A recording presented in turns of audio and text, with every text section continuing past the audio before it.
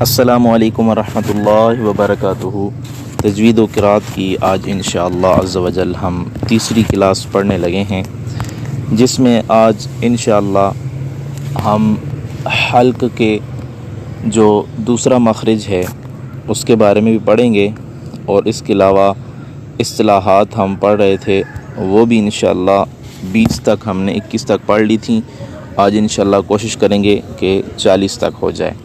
اس کے علاوہ فیضان تجوید کا سبق نمبر آج ہم 7 نصف پڑھیں گے، اور نصف انشاءاللہ عز و جل کل پڑھیں گے۔ تو سبق نمبر 7 جو ہے وہ ہے تعوذ و تسمیہ کا بیان۔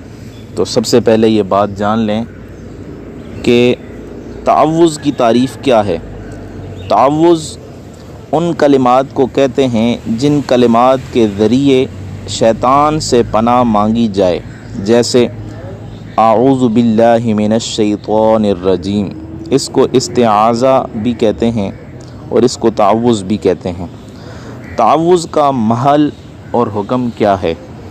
قرآن شریف کی تلاوت شروع کرنے سے پہلے استعاذہ شرعاً مستحب ہے، اور اس کے پسندیدہ الفاظ اعوذ باللہ من الشیطان الرجیم ہیں۔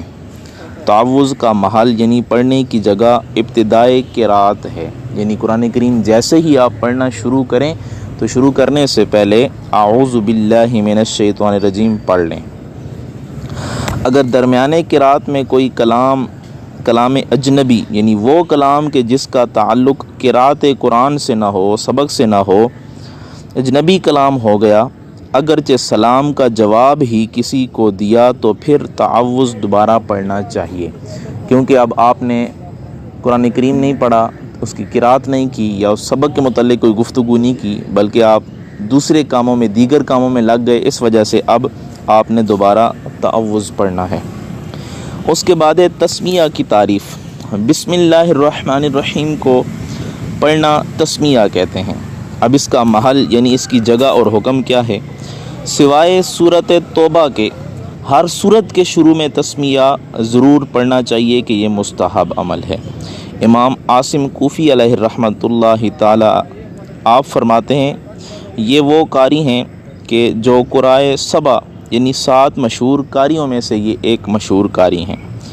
ان کے نزدیک سورہ برات کے علاوہ ہر سورت کے شروع میں تسمیہ پڑھنا ضروری ہے۔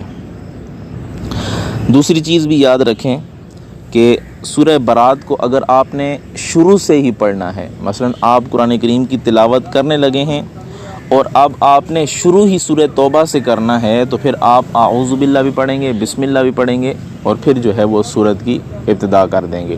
اور اگر آپ پیچھے سے پڑھتے آ رہے ہیں، سورہ انفال سے پڑھنا شروع کیا ہے، اب وہ سورت ختم ہو گئی، اب سورہ توبہ شروع ہوئی، تو اب آپ جو ہے وہ بسم اللہ الرحمن الرحیم نہیں پڑھیں گے۔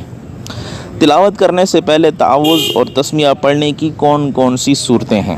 تو سب سے پہلے جان لیں کہ کلام پاک یعنی قرآن کریم کی تلاوت کا آغاز کیا جائے تو قرات کی ابتدا شروع سورت سے ہوگی یا سورت کے وسط سے، یعنی یا تو آپ یعنی جیسے سورہ یاسین پڑھ رہے ہیں تو یا آپ یاسین سے پڑھنا شروع کریں گے، یا پھر ایک رکوع چھوڑ کر یا 2 رکوع چھوڑ کر درمیان سے وہ سورت شروع کریں گے، یا دوران قرات کسی دوسری سورت کا آغاز ہوگا، یا پھر جو ہے وہ قرات کے درمیان میں کوئی دوسری صورت جو ہے وہ آ جائے گی۔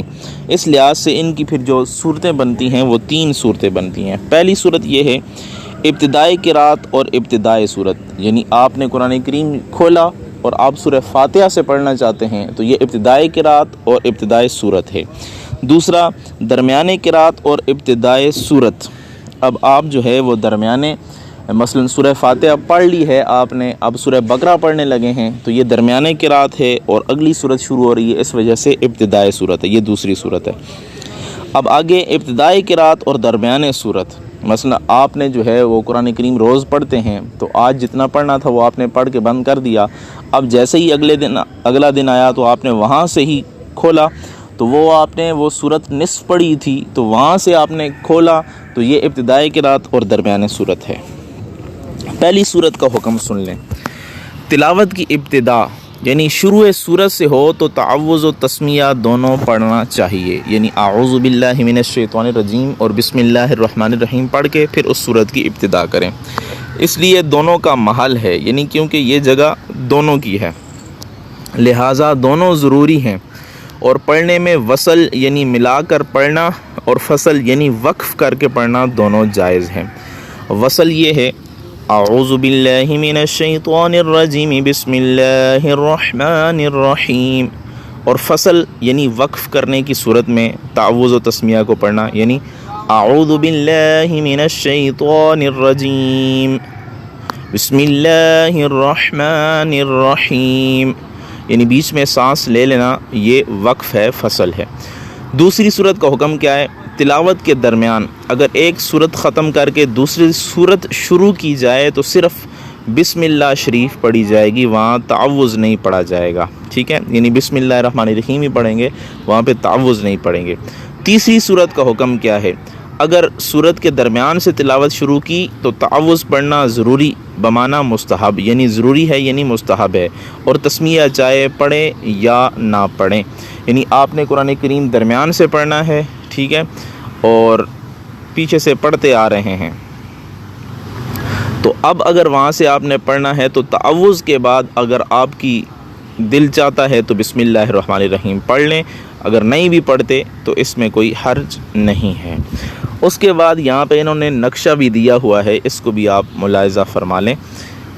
اب دیکھیں آگے تعوذ و تسمیہ کے فصل و وصل کی وجوہ، یعنی فصل کہاں پہ کرنا ہے اور فصل کہاں پہ کرنا ہے، یعنی دونوں کو جدا جدا کب کرنا ہے اور ملا کے پڑھنا، ان کی جو وجوہ ہیں وہ یہاں پہ بیان کی جائیں گی۔ تو آج ہم اس میں چند وجوہ پڑھیں گے۔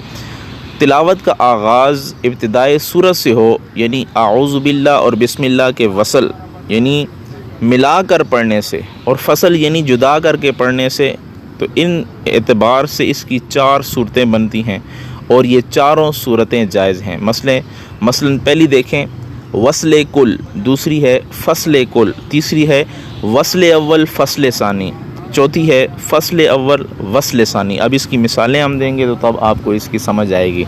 پہلی صورت ہے وصل کل، یعنی سب کو ملا دینا، یعنی تعوذ اور تسمیہ کو صورت کے ساتھ ملا کر ایک ہی سانس میں پڑھنا، جیسے اعوذ باللہ من الشیطان الرجیم بسم اللہ الرحمن الرحیم قل هو اللہ احد، تو یہ وصل کل ہے، یعنی تعوذ تسمیہ اور سورت کی ایک آیت کو ہم نے ایک ہی سانس میں پڑھ دیا تو یہ وصل کل ہے۔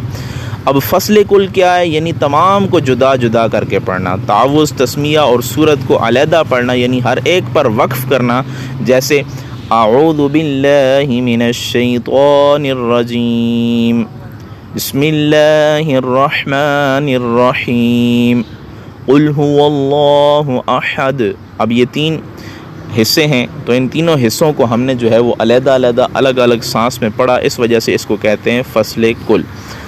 اب تیسری صورت وصل اول اور فصل ثانی، یعنی پہلے حصے کو ملانا اور دوسرے حصے کو جدا کرنا، پہلے کو ملانا اور دوسرے کو جدا کرنا، یعنی تعوذ اور تسمیہ کو ایک ہی سانس میں پڑھنا اور سورت کو دوسرے سانس سے پڑھنا، جیسے اعوذ باللہ من الشیطان الرجیم بسم اللہ الرحمن الرحیم قل هو اللہ احد۔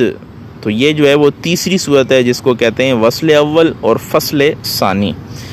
اب چوتھی صورت فصل اول اور وصل ثانی، یعنی پہلے کو جدا کرنا اور دوسرے کو ملانا، جیسے تعوذ کو جدا کرنا، تسمیہ اور سورت کو ایک ہی سانس میں ملا کر پڑھنا، جیسے اعوذ باللہ من الشیطان الرجیم بسم اللہ الرحمن الرحیم قل هو اللہ احد۔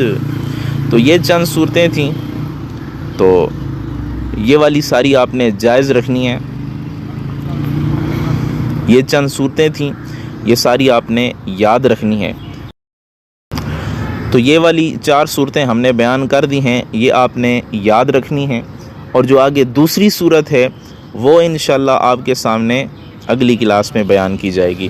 تو ہم نے 21 تک اصطلاحات پڑھ لی تھیں، اب آگے پڑھتے ہیں۔ 22 دیکھیں، اصطلاحات نمبر 22۔